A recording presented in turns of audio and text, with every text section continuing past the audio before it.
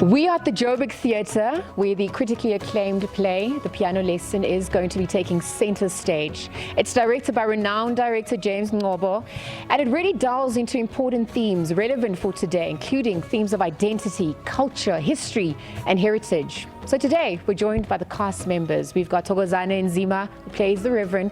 We've also got Liezel Wilson, who plays Bernice, and Pagamisa Zwedala, who plays Doka Charles. We're going to be chatting to them and a few more cast members to find out the significance of this and perhaps how it can also help us heal.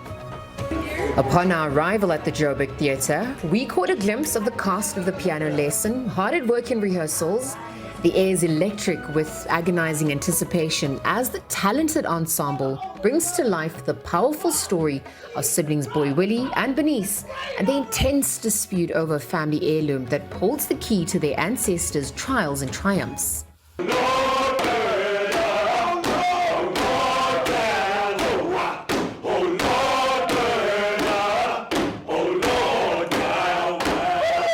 Acclaimed actress Liezel Wilson takes on the pivotal role of Bernice, a strong-willed woman fiercely protective of her family's heritage. As Bernice, Wilson brings to life the complex emotions and convictions of a character torn between honoring her ancestors and forging a new future. In families, there's always a point of contention between, especially siblings. And in our story, you have Bernice, who's very much connected to this piano because that's how she feels she connects to her mom and her ancestors. But there's also another layer to why she's connected to this piano. It is something that her brother wants dearly because it can help him buy the land that he wants. But Bernice has issues with him based on the fact that her husband was killed while with her brother. And now it's like, you will not take something that is meaningful to you, that will take you forward in life, because you took something from me. So that piano has deep sentimental value to her. Until she heals that piano is not getting out of that house. Yes. That piano is not going to buy her the land. As much as she knows that it's important to have land, she knows what land can do for you. She knows the power that comes with owning land. But she chooses to be impervious to what the brother is saying, what the brother wants to do, because if she connects with him in that way, then that means forgiveness, that means peace, that means moving on. And she's not ready to let go. Yes. My husband got killed because of you, and you need this piano, you're not gonna get it. And above all that, this piano has great significance to her own identity. That's how she identifies herself, because we know what slavery does. And slavery, could mean many different things for all of us, right? And in this context, there's slavery where people don't have their own autonomy, people don't have freedom, people don't have any form of expression. So now that she's got something that she feels identifies who she is, she can't let go of it. And her brother's not going to get it. Yeah. So this play is going to heal a lot of family dynamics that aren't healthy, it's like an insidious disease, will be healed. Bringing gravity and depth to the role of Doka Charles, Pagamisa Zwedala portrays the wise and compassionate uncle who serves as a steady presence amidst the turmoil of his family struggles. The whole thing about Doka is that his ambitions are done. He no longer has ambitions. Yeah. It's about holding this family together. His nephew, who comes in and he's like, I want to sell this piano. Doka knows the story of where this piano stems from, that it is a stolen heirloom. It's something that we as a family are not willing to start talking about, but it's a stolen heirloom, which is now what we root our whole family in.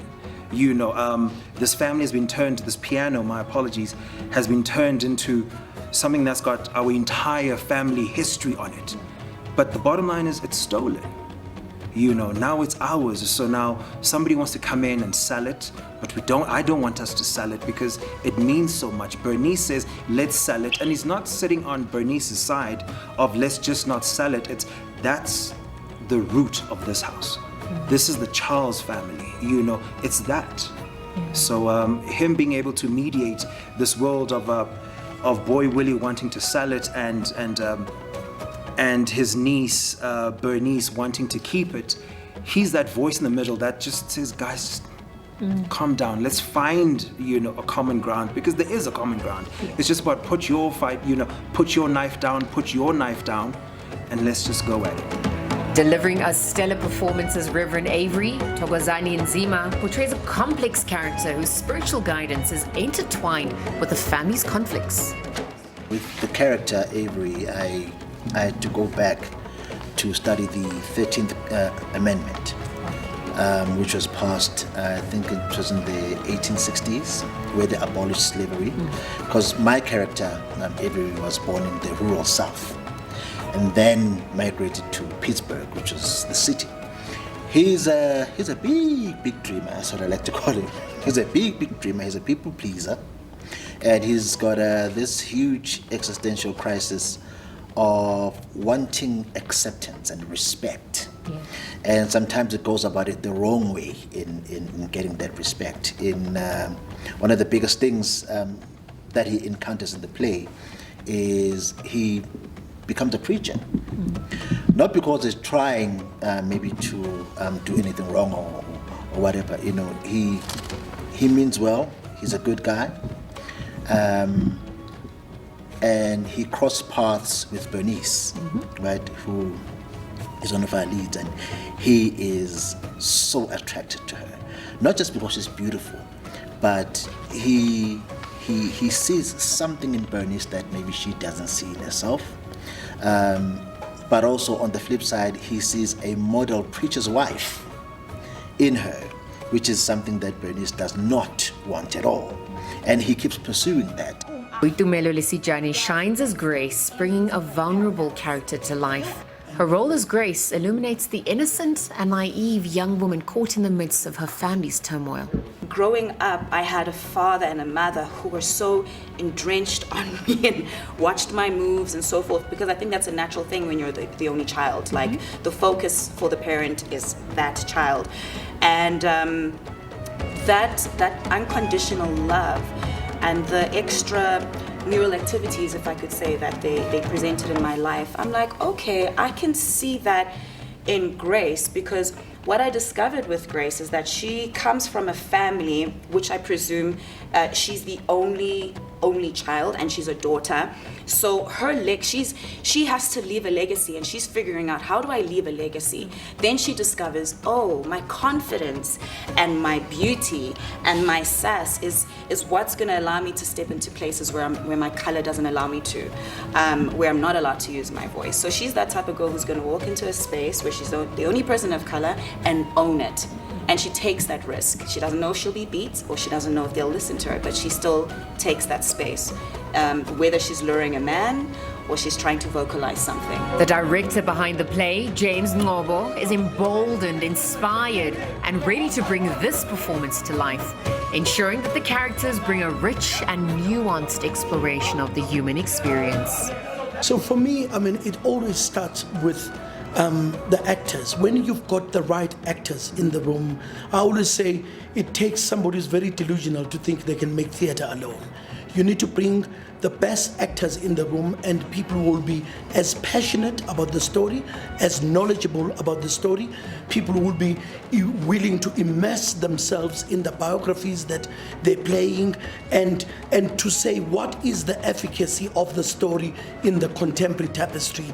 Why are we telling a story that somebody might say it's a period piece because it's set in yesteryear? But so it always, for me, you can have all the best ideas in the world. If you don't have the right actor in the room, your ideas are in your head. So these characters are dealing with that. And just for me, the genius of just making this piano the pivot of this piece, all the characters in this production at some point have a relationship with the piano. Watching the cast rehearse was jaw-dropping, so I couldn't resist and joined the cast of the piano lesson in rehearsals. Woman, I need that piano so I can buy Sutter's land. Money can't buy what that piano costs. You can't sell your soul for money. You won't go with the buyer. It'll shrivel and shrink to know that you ain't taking under it. But he won't go with the buyer. And let's just say I won't be giving up my day job anytime soon. With its themes of identity, cultural heritage, and the struggle to balance the scars of the past with the hopes for the future, this production promises to be a thought-provoking and unforgettable experience. This is what you can look forward to as the piano lesson takes center stage at the Nelson Mandela Theatre from the 26th of February to the 16th of March 2025. Liezel Wilson, SABC News.